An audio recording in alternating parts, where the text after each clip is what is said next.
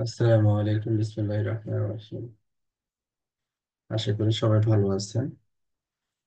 আমরা Linux training এবং certification এই দুইটা যে উম, দুইটার যে বিষয়, এই বিষয় নিয়ে আমরা আহ, রমজানের আগে আসলে ক্লাসটা স্টার্ট করছিলাম। রমজানের জন্য আমরা বন্ধ রাখছিলাম ক্লাসটা। এখন আবার পুনরায় স্টার্ট করছি।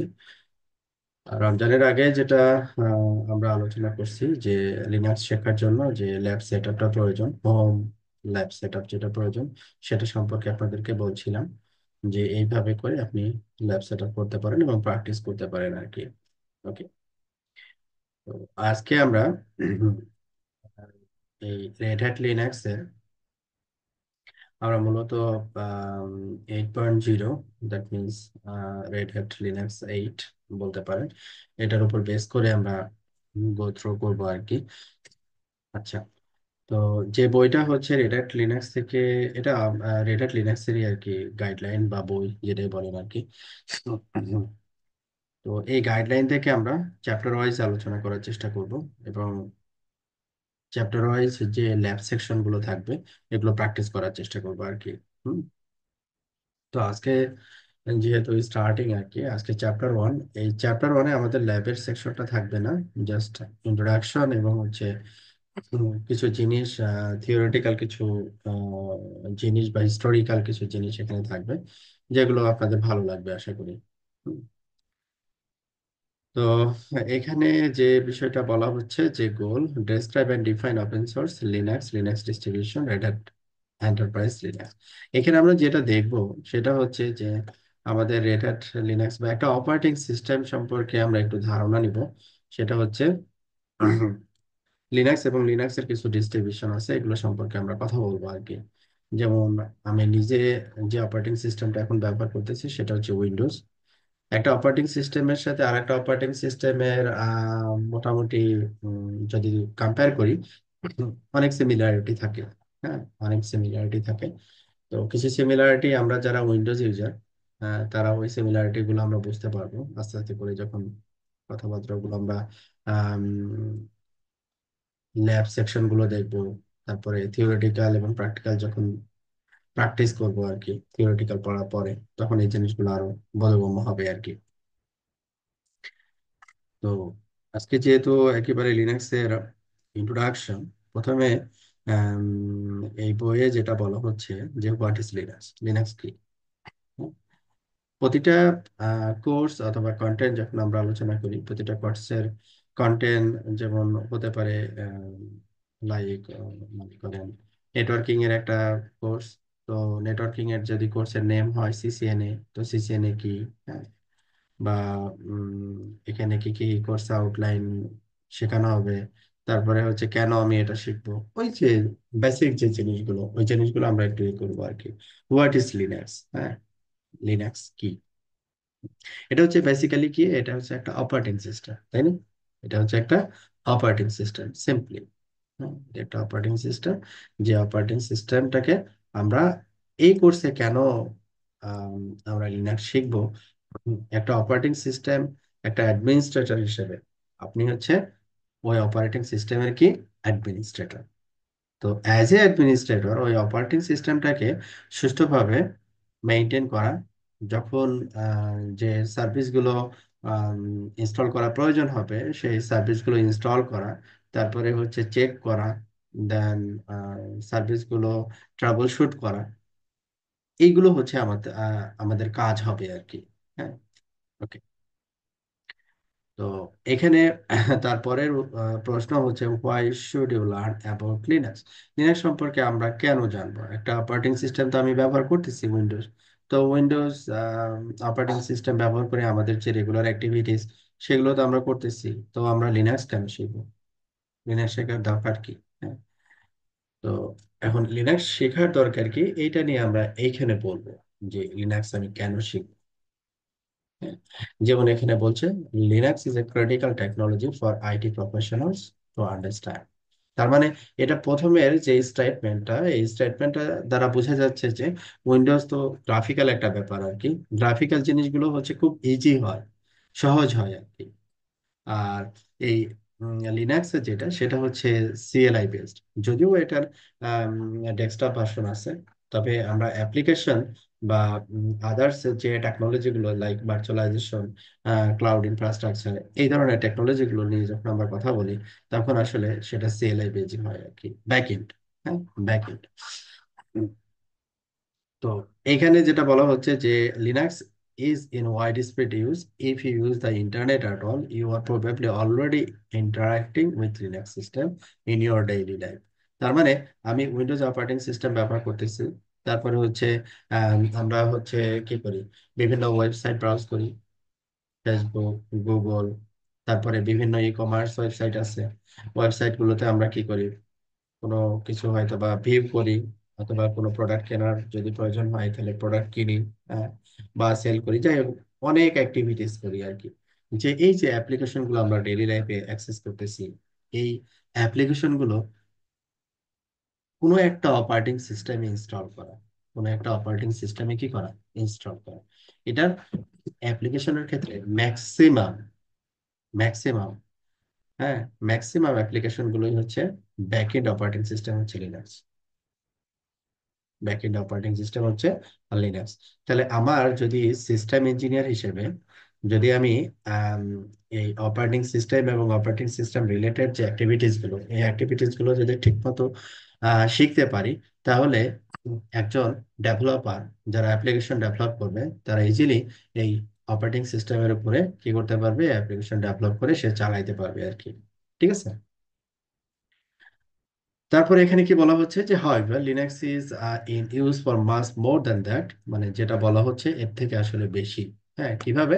Linux manages point of sale system and the world's stock markets, also powers smart TVs and inflight entertainment systems. মানে অনেক বেশি কিছু লিনাক্স দিয়ে করা হয় আর কি। It powers most of the 500 supercomputers in the world.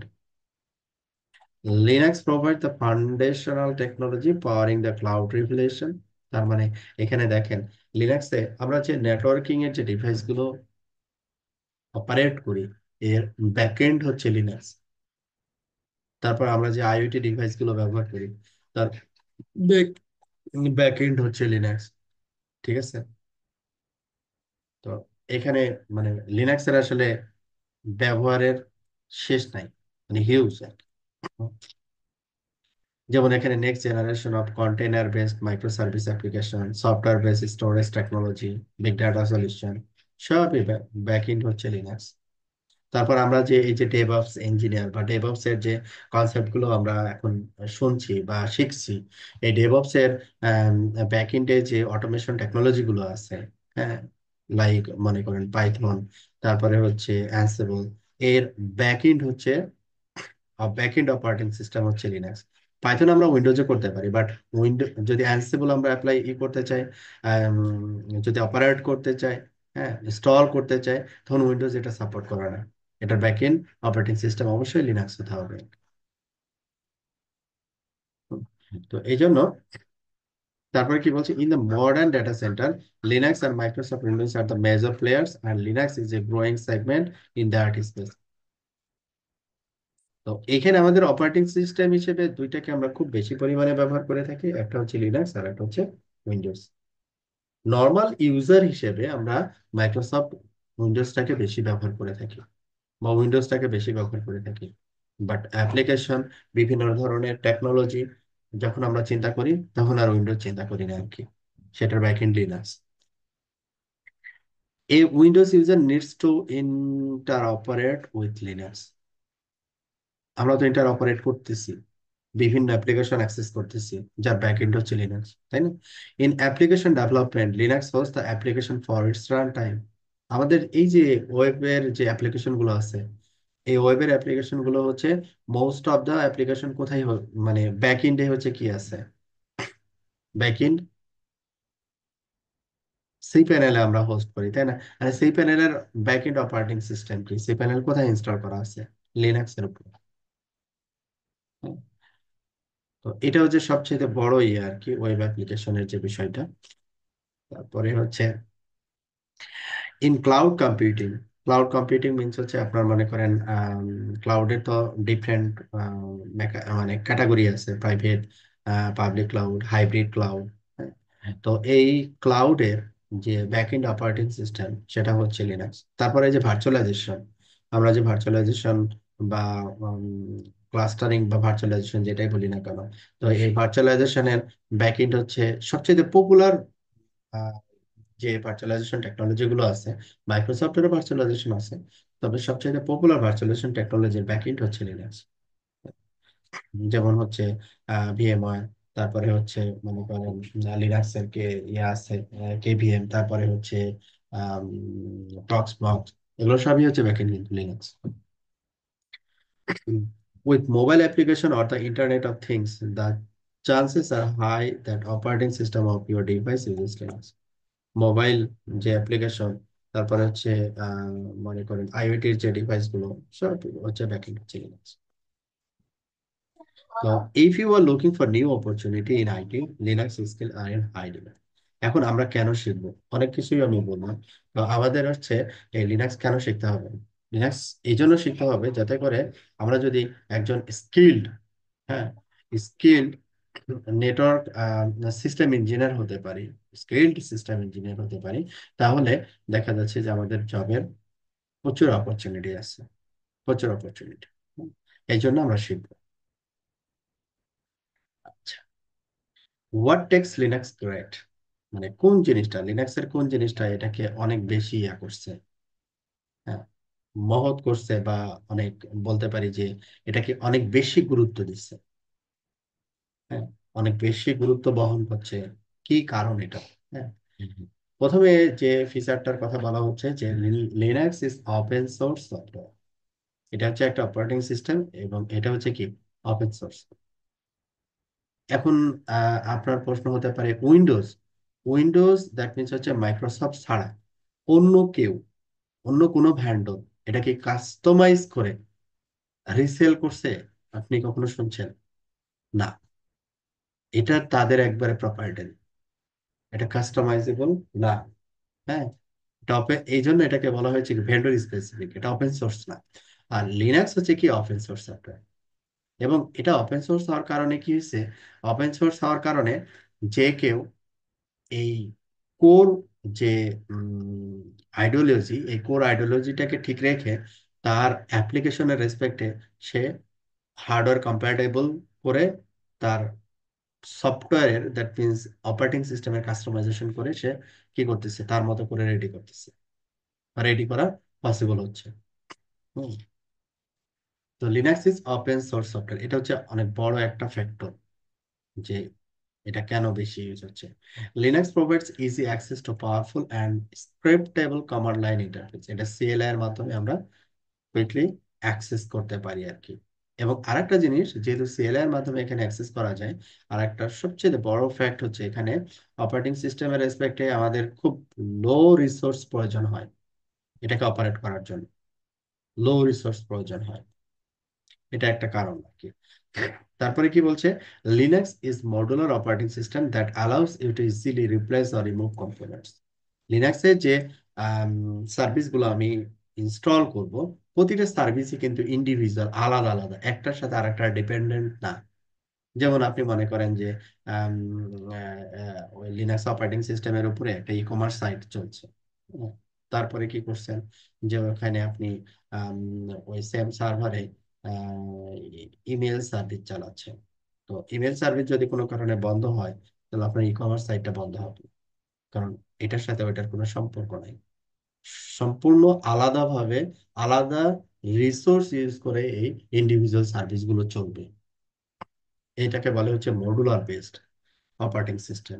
হ্যাঁ, মডুলার বেসড অপারেটিং সিস্টেম। ওকে, তারপরে কি বলছে, what is open source software. এখন আমরা তো বললাম যে ওপেন সোর্স, ওপেন সোর্স এই জিনিসটা আবার কি,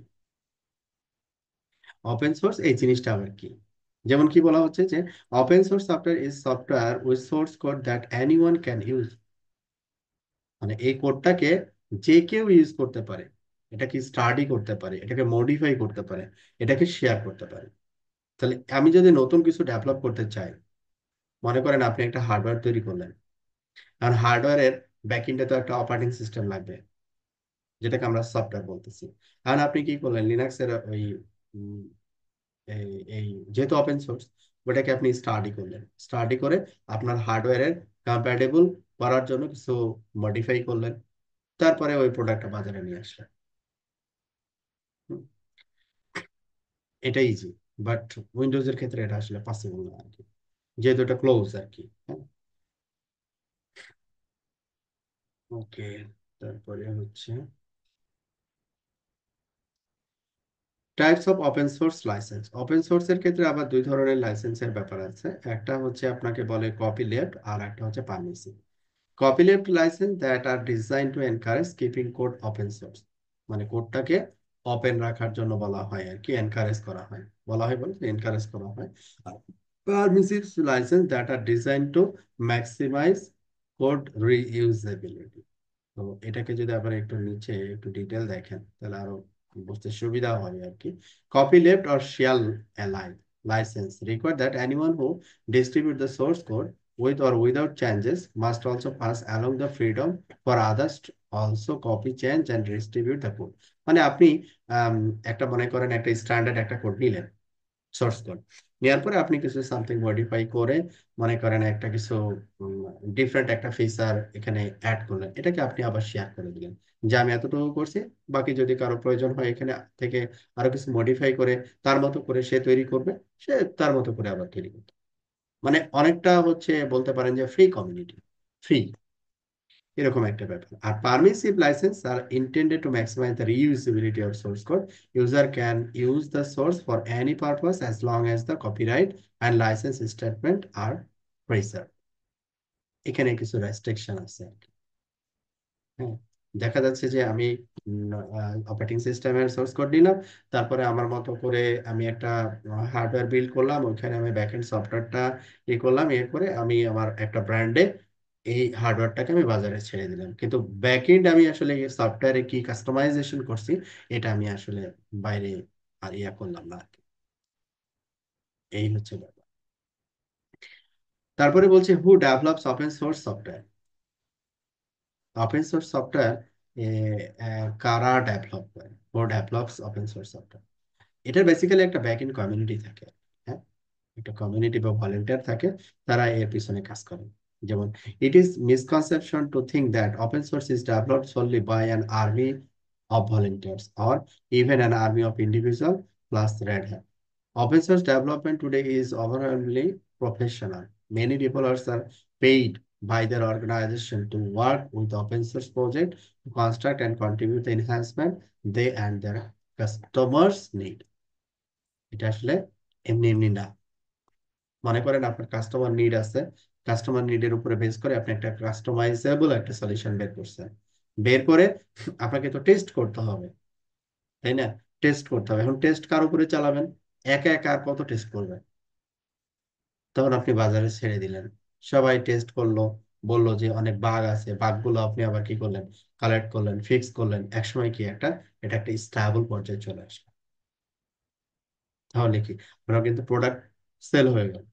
তার মানে এটা আসলে বেসিক্যালি ওপেন, এটা পেইড কোনো ব্যাপার না, এরকম না কিন্তু। Volunteers and academic community play a significant role, can make vital contributions, especially in new technology. এই হচ্ছে আপনার ওপেন সোর্সের concept. Who is Red Hat? Red Hat কি? Who is red? বলা হচ্ছে কি, Red Hat is the world's leading provider of open source software solution using a community-powered approach to reliable and high-performance cloud, Linux, middleware, storage, and virtualization technologies. তো এই solution গুলো red হ্যাটের থ্রুতে আমরা পেতে পারি আর কি। Red Hat mission is to be catalyst in communities of customers, contributions, partners, creating better technology, the open source way. তো মেন রেড মেন পারপাসটা হচ্ছে যে এই অপারেটিং সিস্টেমটা ব্যবহার করে এখানে যে টেকনোলজি গুলো আছে, ভার্চুয়ালাইজেশন, তারপরে হচ্ছে ক্লাউড ইনফ্রাস্ট্রাকচার, স্টোরেজ রিলেটেড যে টেকনোলজি গুলো আছে, এগুলোকে বিভিন্ন অ্যাপ্লিকেশনের রেসপেক্টে বা বিভিন্ন ইনফ্রাস্ট্রাকচারের রেসপেক্টে এগুলোকে সলিউশন দেওয়া আর কি। যদিও এই রেড হ্যাট হচ্ছে সাবস্ক্রিপশন বেস, এটাকে আপনি যদি ইউজ করতে চান এই অপারেটিং সিস্টেম, তো এটাকে আপনাকে সাবস্ক্রিপশন নিয়ে তারপরে আপনাকে চালাইতে হবে আর কি। তো রেড হ্যাটের আবার কিছু সিমিলার ডিস্ট্রিবিউশন আছে, সেগুলো আবার ওপেন সোর্স, সেগুলো দেখা যাচ্ছে কোনো পেমেন্টের কোনো ব্যাপার না, এগুলো আমরা নিচের দিকে আসবো আর কি। What is a Linux distribution, এই যে ডিস্ট্রিবিউশনের কথা বলছিলাম, লিনাক্স ডিস্ট্রিবিউশন যেহেতু ওপেন সোর্স, এই জন্য এই লিনাক্স এর সিঙ্গেল একটা প্ল্যাটফর্ম না। যেমন মাইক্রোসফটের ক্ষেত্রে উইন্ডোজ কিন্তু একটা সিঙ্গেল প্ল্যাটফর্ম, এটার কিন্তু এক্স ওয়াই জেড নাই, অনলি এক্স। তো এই what is a Linux distribution, এখানে লিনাক্সের যেহেতু কাস্টমাইজেবল ব্যাপার আছে, একজন সোর্স কোডটাকে নিচ্ছে কাস্টমাইজ করে একটা নাম দিচ্ছে, আর একজন নিচ্ছে নিয়ে কাস্টমাইজ করে আর একজন আর একটা নাম দিচ্ছে। হ্যাঁ, এইভাবে করে দেখা যাচ্ছে অনেকগুলো ডিস্ট্রিবিউশন চলে আসছে, লিনাক্সের ডিস্ট্রিবিউশন। তো এখানে কি বলছে, a Linux distribution is an installable operating system construct from a Linux kernel and supporting user programs and libraries. A complete Linux operating system is not developed by a single organization. একটা single একটা organisation, যেমন Microsoft একটা single একটা organisation, সে কি করছে, Windows operating system develop করছে। তো Linux এর ক্ষেত্রে কিন্তু এখানে সিঙ্গেল না, অনেক লোক আছে এখানে। আচ্ছা, তো ফার্স্ট একেবারে ইতিহাস এটা আর কি, 1991 সালের কথা। এই young computer science student name Linus Torvalds. Linus, এই লিনাস থেকে আসলে বেসিক্যালি উনি ইউনিক্স লাইক একটা কার্নেল নিয়ে কাজ করছিল। ইউনিক্স লাইক কার্নেল এটাকে ডেভেলপ করে তিনি ওই অপারেটিং সিস্টেমের নাম দিয়েছিলেন হচ্ছে লিনাক্স। এই লিনাক্স তার অপারেটিং সিস্টেমের নাম দিয়েছিল হচ্ছে Linux. Licence open source software under the GP. তো সে এটা এই লিনাক্স টরভালডস কি করছে, ইউনিক্স লাইক একটা কার্নেল মডিফাই করে বা ডেভেলপ করে ওই অপারেটিং সিস্টেমের নাম দিয়ে দিছে লিনাক্স। তো এখানে আমরা নতুন একটা কিওয়ার্ড দেখলাম যে কার্নেল। কার্নেলটা কি জিনিস? কার্নেলটা আপনি বলতে পারেন হচ্ছে কোর কম্পোনেন্ট, অথবা আমি যদি হিউম্যানের কথা বলি, মানুষের কথা বলি, এই কার্নেলটা হচ্ছে ব্রেন, যেটা কিনা সবকিছুকে অপারেট করতেছে, চোখ, হাত, পা, কান, সবগুলোকে অপারেট করতেছে, প্রতিটা অঙ্গ প্রত্যঙ্গকে অপারেট করতেছে। এই অপারেটিং সিস্টেমও তাই, the kernel is the core component of the operating system which manage hardware, memory, scheduling of running programs. তাহলে এখানে কি থাকে, আমার অপারেটিং সিস্টেমের যদি বাহ্যিক ভাবে দেখি তাহলে একটা হার্ডওয়্যার, হার্ডওয়্যারের যদি আবার একটু ডিপলি দেখি তাহলে একটা নেটওয়ার্ক কম্পোনেন্ট থাকে, হার্ডওয়্যার থাকে, মেমোরি থাকে, সিপিইউ থাকে, তাই না? এবং কিছু প্রোগ্রাম রান করে এখানে। This Linux kernel could then be supplemented with other open source software such as utilities and programs from GNU project. তো এইখানে আমরা যেটা দেখলাম যে লিনাক্সের ডিস্ট্রিবিউশন, লিনাক্সটা আসলে কিভাবে আসলো, এই ভদ্রলোক হচ্ছে লিনাক্সের বলতে পারেন যে আম, প্রতিষ্ঠাতা বা ডেভেলপার, যাই বলেন আর কি, ওনার হাত ধরে এটা আসছে আর কি। তো এখন আমরা দেখব লিনাক্সের যে ডিস্ট্রিবিউশন, মাল্টিপল ডিস্ট্রিবিউশন আমরা এখানে নিচে দেখব। Development of Red Hat enterprise Linux, এই যে এখানে তো ডিস্ট্রিবিউশন গুলো নিচে দেওয়া আছে, পার্টিসিপেট, ইন্টিগ্রেট, স্টেবিলাইজ। এই যে একটা ডিস্ট্রিবিউশন হচ্ছে কি ফেডোরা। ফেডোরা হচ্ছে কি, Fedora is a community project that produces and releases complete free Linux based operating system. এটা হচ্ছে একটা ডিস্ট্রিবিউশন। তারপরে হচ্ছে রেড হ্যাট এন্টারপ্রাইজ লিনাক্স, সে নিজে একটা। তারপরে কি আছে, সেন্টোস, এটাও কমিউনিটি, কমিউনিটি এডিশন। এটাও কমিউনিটি এডিশন, আবার ফেডোরা যেটা ওটা কমিউনিটি এডিশন।